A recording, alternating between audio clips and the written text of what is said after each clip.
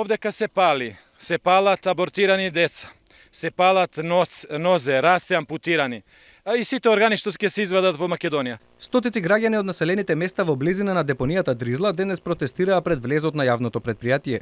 Велат дека во депонијата не се работи според стандарди и оти постојано се трујат, а доказ за тоа се огромниот број на дијагностицирани од канцер и белодробни заболувања, како последица од отровите кои што ги испуштаат печките во депонијата.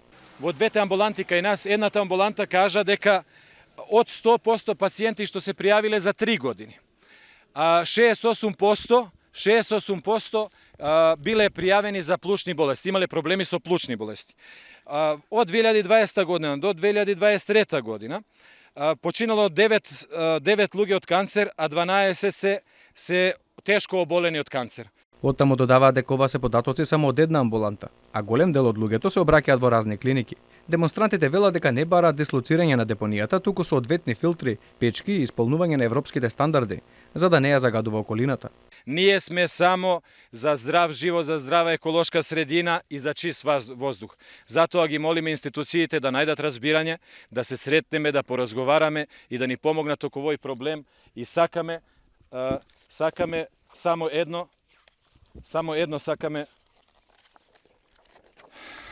сакаме, ова го сакаме. Сакаме европска депонија со рециклажа што ќе го рециклира отпадот. Градоначалничката Арсовска во февруари минатата година го прогласи горењето на медицински отпад во Скопската депонија за минато, но демонстрантите велат дека во Дризла се уште се гори медицински отпад.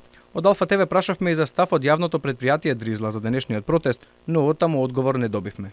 Жителите на околните населени места велат дека револтот кон Дризла постои од поодамна, но кога и да се бунат, од предпријатието вработувале по еден член од семејството и со тоа ги замолчувале.